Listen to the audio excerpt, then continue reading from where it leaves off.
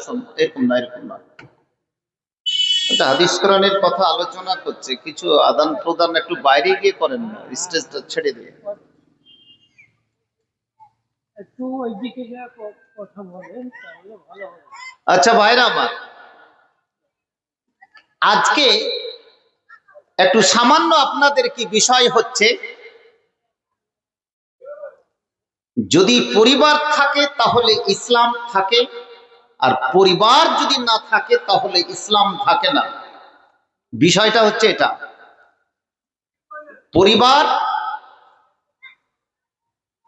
একটা ইসলামকে বাস্তবায়িত করতে গেলে প্রথম অবস্থায় হাত দিতে হবে কি পরিবারের উপরে। পরিবার যদি ভেঙে ভেঙে টুকরো টুকরো হয়ে যায়, ইসলামের ধৈর্যী ব্যাকবোন সেখানে করে সিরদাঁড়া টুকরো টুকরো হয়ে যায়। এটা হচ্ছে পয়েন্ট। এই শিরোনামাটা কি মনে রাখবেন, বক্তৃতার শেষে যে সেখানে করে বুখারীর তরজমাতুল বাব অনুসারে কিন্তু মিলে যাবে বিষয়টা। কেন পরিবারের সাথে ইসলামের কি সম্পর্ক হলো প্রশ্ন হতে পারে। পরিবার কি জিনিস? বিষয়টা হচ্ছে, আজকে যে সমস্ত কি পরিবারগুলোকে ধ্বংস করে দেওয়া হয়েছে, সেই পরিবারের ধ্বংস হয়ে যাওয়ার কারণের জন্য ইসলাম কিন্তু ধ্বংস হয়ে গেছে। প্রিয় ভাইরা, কেমন?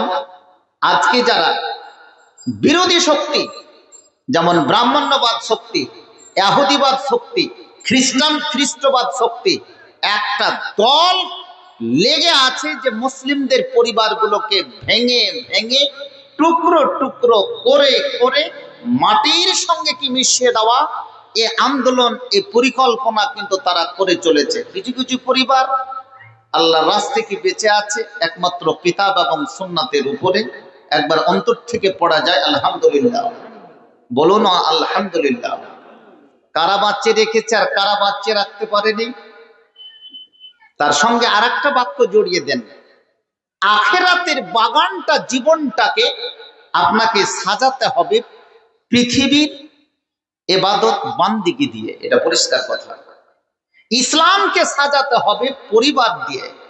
বিয়ে শাদী করে নিয়ে আসলে যেমন একটা ঘরকে সাজায়, বাসর ঘর থেকে ঘরটাকে সাজানো হয় স্বামী স্ত্রীর দাম্পত্য জীবনের মাধ্যমে, ঠিক পরিবারকে সাজাতে হবে ইবাদত বান্দিগির মাধ্যমে। তাহলে ইসলাম কি প্রস্ফুটিত হবে। বেশি বিস্তারিত ভূমিকাতে যাচ্ছে না, আপনাকে শুধু খালি আমি টিপসটা দিয়ে যাচ্ছি। প্রিয় ভাইরা আমার, এই পরিবারকে কি ভেঙে দেওয়ার জন্য আজকে অনেক রকমের আলমিয়া চ্যালেঞ্জ চলছে, কিন্তু আমরা আজকে বুঝছি না, শুধু বক্তৃতা শুনি, উঠিয়ে দিই। কিছু কিছু আলেম আমরা বক্তৃতা রাখি, বাস্তবে তার ব্যাখ্যা বিশ্লেষণ মানুষের কাছে কিন্তু আমরা ডিসপ্লে করতে পারি না। কারণ মাওলানাই আমি বুঝি না, তো মানুষকে সঠিক জিনিসটা দেব কি করে। এবারে তো শ্রোতা তো কি পরের কথা।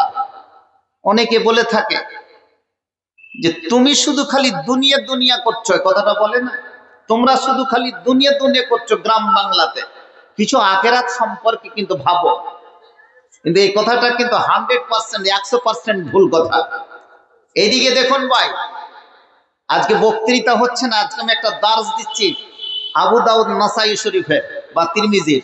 ভালো করে কথা শুনবেন, কারণ নবী বক্তৃতা দিয়েছেন স্থান কাল পাত্র অনুসারে। কে আমার সম্মুখে বসে আছে, তারা কি চাইছে এত রাত্রিতে, সময়টা কি চলছে, জায়গাটা কি সিমরা মালিহরের জায়গা, জি ওই অনুসারে বক্তৃতাটা খুব সংক্ষিপ্ত পরিবেশন করছি। কথাগুলো শোনার চেষ্টা করবেন, আশা করি কাজ দিবে। যারা দাঁড়িয়ে আছেন বসে যান, বেশি লম্বা আপনাদেরকে সময় নেব না, কারণ আমার আলোচনাটা আমি চেয়েছিলাম 9টা থেকে 10:30 পর্যন্ত, কিন্তু কথাটা আপনারা মানেননি, আমার আলোচনাটা লাস্টে নিয়ে গেলেন। তাহলে একটু কষ্ট করতে হবে, আমি যেমন কষ্ট করছি। প্রিয় ভাইরা, তো কথাটা হচ্ছে, এই কথাটা মারাত্মক ভুল কি যে তুমি খালি দুনিয়া দুনিয়া করছো, আখিরাত সম্পর্কে কিছু তো ভাবো। এই কথাটা কিন্তু আমি বলছি 100% ভুল। যে বলছে কি যে দুনিয়া দুনিয়া করছো, কথাটা কিন্তু সঠিক বাক্য, দুনিয়া দুনিয়া করাটাই সঠিক। কেমন করে? আমরা যখন দোয়া করছি, এক যুগে ইমামেরা দোয়া করতো, তার পিছনে সবাই আমরা আমিন আমিন করতাম না? কথা বলতে হবে। কি দোয়া পড়ছি? রব্বানা আতেনা ফিদ দুনিয়া, আমি কিন্তু গজাল পড়েছি সে অনুসারে, রব্বানা আতেনা ফিদ দুনিয়া, হে আল্লাহ আমাকে দাও দুনিয়াতে, দুনিয়াটাকে কেমন করো, হাসানাতাও, একবারে সুন্দরভাবে সাজিয়ে দাও, বলুন আলহামদুলিল্লাহ। তারপরে কথাটা আসছে, তার বিপরীতে শব্দটা আছে অফিল আখেরা, এবং আখেরাত কো হাসানাতান, তুমি সৌন্দর্য নেকি দিয়ে তুমি পরিপূর্ণ করে দাও। বোঝা গেল না?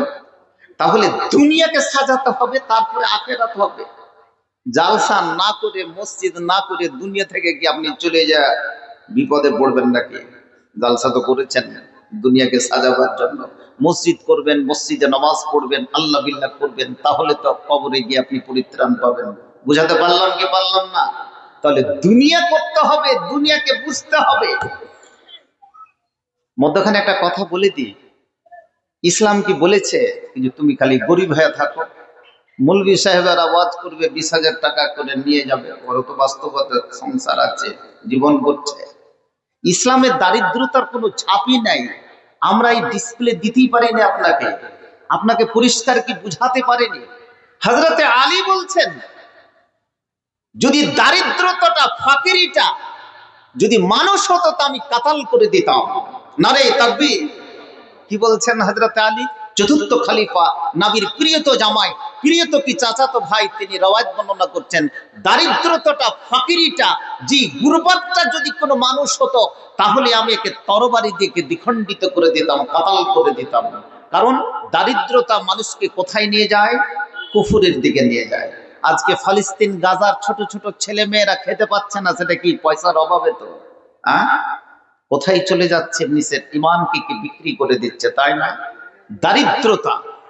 ইসলাম, ইসলামে আপনাকে পয়সা উপার্জন করতে বলেছে, তবে উইথ মোরালিটি, আন্তরিকতার সঙ্গে, ইনসাফের সঙ্গে। আপনাকে আমি বুঝাতে পারছি না, কারণ আপনাকে শুধু টিপস দিচ্ছি। হজ করতে গেলে টাকা লাগবে না বিনা টাকাতে হজ হয়ে যাবে? বলুন কথা। আপনাদের কোনো অসুবিধা হচ্ছে তো? কথা কেন হচ্ছে? চুপি চুপি কথা বলেন না, তোমাকে নামিয়ে দিল। হজটা, হজে কোনো গরিবের এটা না কোনো ধনী মানুষের? আচ্ছা, যাকাত গরিব দিবে না ধনী দিবে? কুরবানি কে দিবে? ধনী দিবে না গরিব দিবে? সাদকা খায়রাত দান গরিব করবে না ধনী করবে? তাহলে ইসলামকে কোন জায়গায় গরিবের কথা আসলো? আমি বুঝতে পারছি না আপনাদের। খালি গরিব গরিব হয়ে থেকে যাওয়ার, মানুষের কাছে খালি টাকা চাওয়ার কথা তো বলেনি। ইসলামে 10 জন সাহাবীকে একই মজলিসে বিভিন্ন পর্যায়ে তাকে জান্নাতের সার্টিফিকেট দিয়ে দেওয়া হয়েছিল দুনিয়াতে। তার মধ্যে 8 জন সাহাবী ছিলেন সবচেয়ে কি বড় ব্যবসায়ী। এটা নারায়ে তাকবীর। সবচেয়ে কি বড় ব্যবসায়ী, যাদের কি পিছনে শও শও হাজার হাজার কি সাহাবায়ে কেরাম কি খাটাখাটি করেছেন, তারাই হচ্ছে কি 8 জন সাহাবী ইসলামের গণ্ডিটাকে এগিয়ে নিয়ে চলেছেন। পরিবার বুঝাতে চেয়েছে, আল্লাহ রাসূলের যে বিয়ে শাদী, 40-25 বছরের কি সন্তান যুবক, আর বিয়ে হলো 40 বছরের একজন কি যুবক, একজন বৃদ্ধা রমণী, সেটা হচ্ছে মা খাদিজা রাদিয়াল্লাহু তাআলা আনহা। তাহলে এই বিয়েটা কেন হয়েছিল? আরবের সবচেয়ে কি ধনী বণিক, সবচেয়ে বড় ব্যবসায়ী, সেটা ছিলেন হযরত খাদিজা রাদিয়াল্লাহু তাআলা আনহা। সেই টাকা দিয়ে ইসলামের গণ্ডি, ইসলামের পতাকা আরবের মাটিকে কেন্দ্র করে মক্কা মদিনা হয়ে 7টি মহাদেশের আনাচে কানাচে ইসলাম কি প্রস্ফুটিত হবে, এটাই ছিল কি বাস্তবতা। এখন কি খাদিজার মাল আরবের মাটিতে কি ধরা আছে? আজকে সমস্ত কি ইসলামের পথে কি বিলীন করে দিয়েছে। প্রিয় ভাইরা আমার, এটা হচ্ছে কি ইসলাম কি জেনে নিতে হবে। আমি বুঝিনি ইসলাম, ইসলামকে বুঝারও চেষ্টা করিনি। আর একদল মনে করি যে আমাকে ফকির হয়ে চেয়ে খেতে হবে, একদল মনে করে কি যে ও আমাকে হুজুর হুজুর বলবে, আমি টাকা দেব। ইসলাম কিন্তু ইসলামকে ডাজন্ট কি সাপোর্ট ইট, ইসলাম কিন্তু এটা সাপোর্ট করে না। এবং একজন মানুষ এ কাজ কিন্তু করতে পারে না। পরিবারকে কিন্তু ভেঙে টুকরো টুকরো করে দেওয়ার কি পরিকল্পনা চলছে, আমরাই কি আজকে কি ভেঙে দিয়েছি। পরিবারের মধ্যে একটা ছোট্ট কি একটা সিম্পল বা উদাহরণ, একটা মেয়ের তালাক হয়েছে, সে মেয়েটা কতদিন বিয়ে করতে পারবে না? কতদিন? 18 বছর। একটা মেয়ে বিয়ে করতে পারবে না 18 বছর, তাহলে ওর তো জীবনই শেষ। এরকম কোন হাদিস আছে কি? যদি স্টেজ থেকে এরকম আওয়াজ আসে তাহলে কি শ্রোতা করবে কি? একটা মেয়ের বিয়ে শাদী হয়েছিল, বিয়ে শাদীর পরে তালাক হয়ে গেছে, কতদিন বিয়ে করতে পারবে না মেয়েটা? পুরুষটা তো তার পরের দিনই সঙ্গে সঙ্গে বিয়ে করতে পারবে, কিন্তু মেয়েটা কতদিন বিয়ে করতে পারবে না? কতদিন? 3 মাস। 3টা চাঁদ বা 3টা ঈদ, একটা ইদ্যত তাকে পালন করতে হবে। মাসে যে পিরিয়ড তার হয় 3 দিন বা 6 দিন বা 7 দিন, এই পিরিয়ডটা 3 মাস তাকে পালন করতে হবে, তারপরে সে বিয়ে করতে পারবে।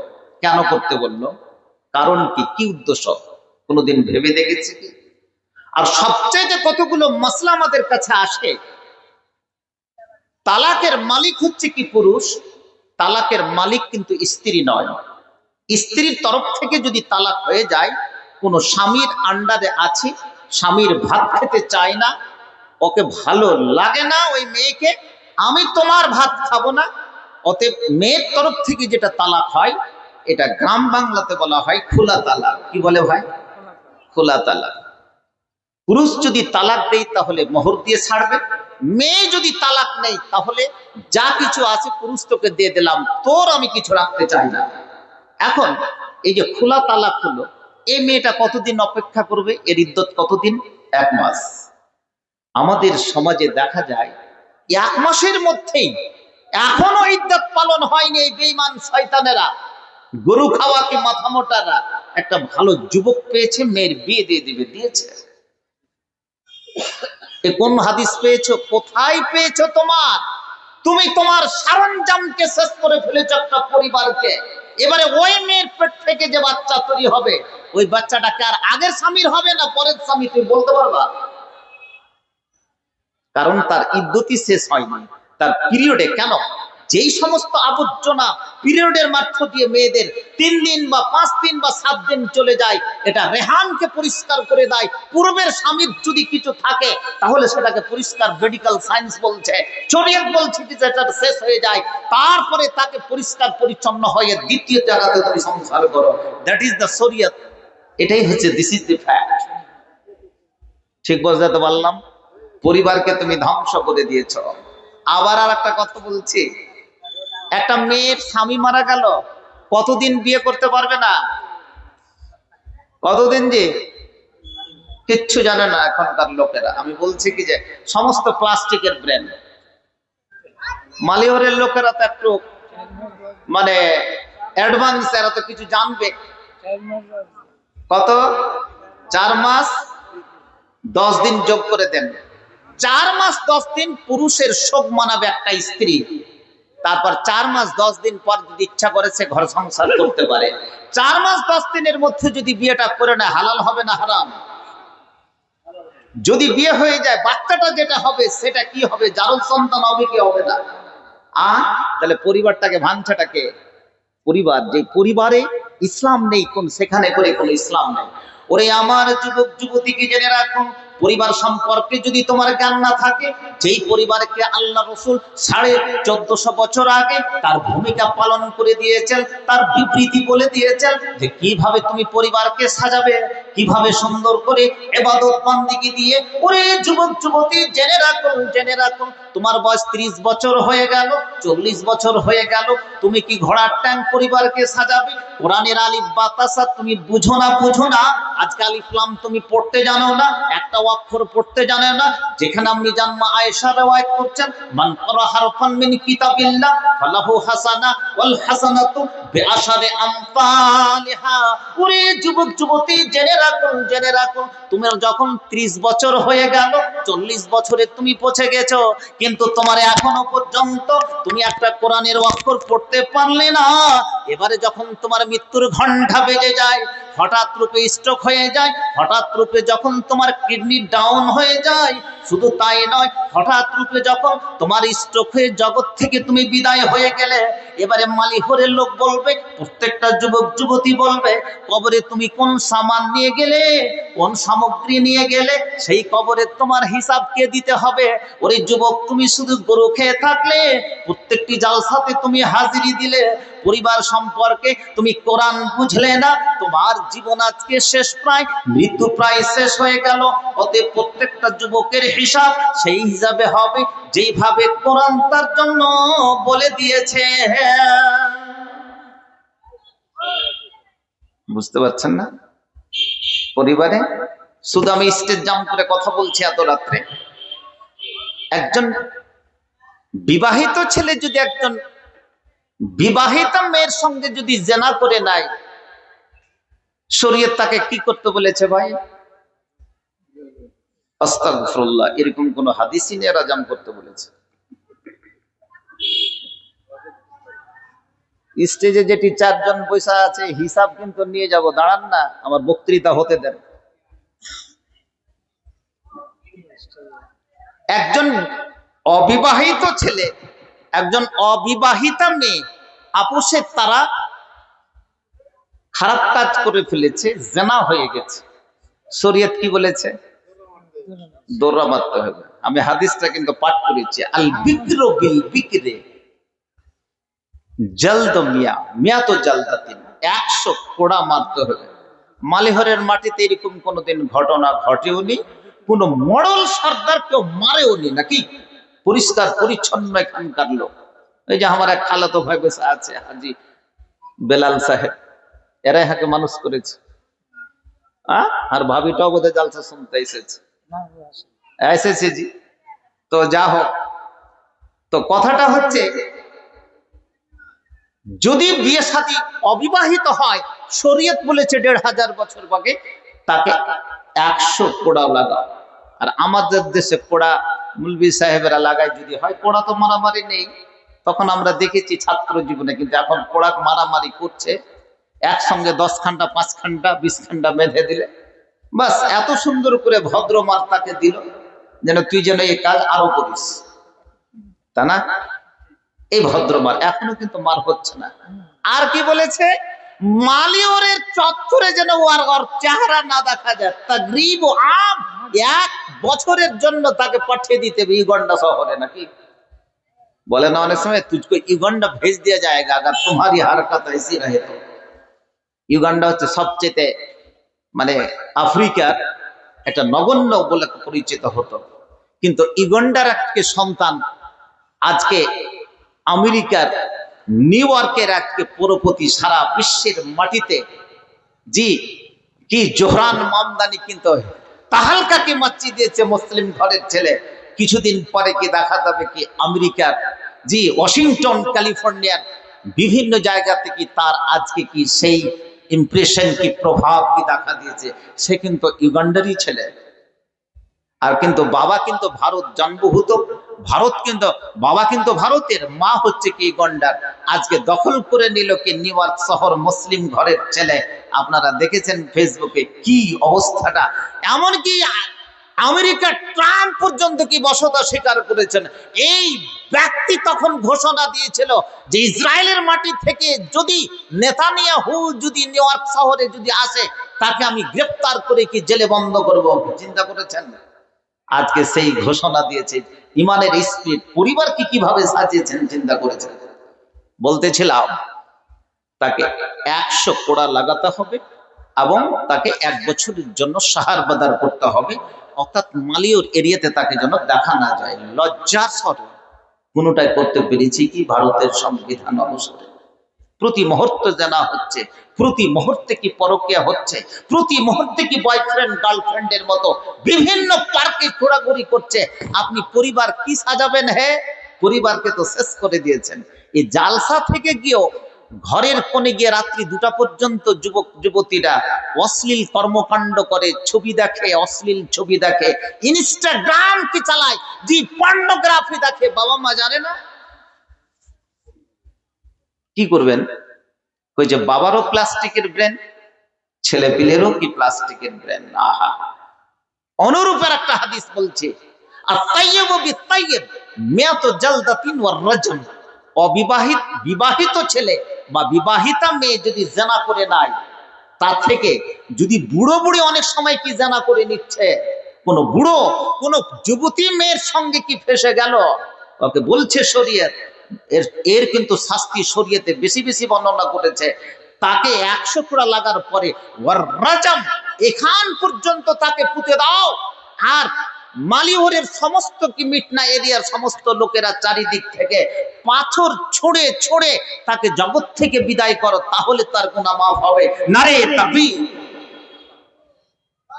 করতে পারেনি।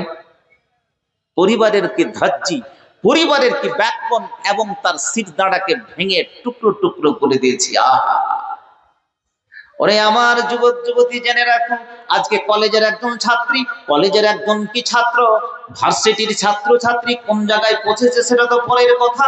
আজকে গ্রাম বাংলায় যে সমস্ত জিনিস দেখা গেছে, ওরে আমার আজকে প্রেম ভালোবাসায় সমস্ত জীবনকে বিসর্জন দিয়ে দিয়েছি, সমস্ত জীবনকে পরিবারকে ভেঙে ভেঙে টুকরো টুকরো করে দিয়েছি। আজকে যদি আল্লাহ রসুল 1500 বছর আগে এই শাস্তি যদি আজকে দিয়ে থাকা, মক্কার মাটিতে যদি দিয়ে থাকা, মদিনার মাটিতে যদি দিয়ে দেওয়া হয়, তাহলে আজকে মালিহরের মাটিতে এই শাস্তি কেন প্রয়োগ হবে না? কেন এর উপরে আমরা বিবেক বিবেচনা করব না? ওরে যুবক যুবতী জেনে রাখুন, জেনে রাখুন, জীবনের সমস্ত জিনিসকে হারিয়ে দিয়েছি।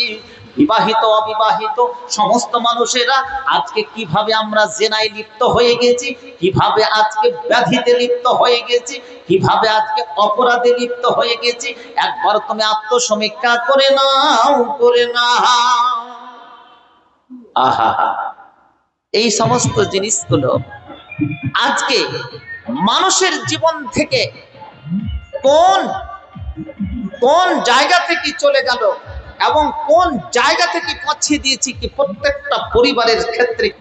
প্রিয় ভাইরা আমার, আমরা যখন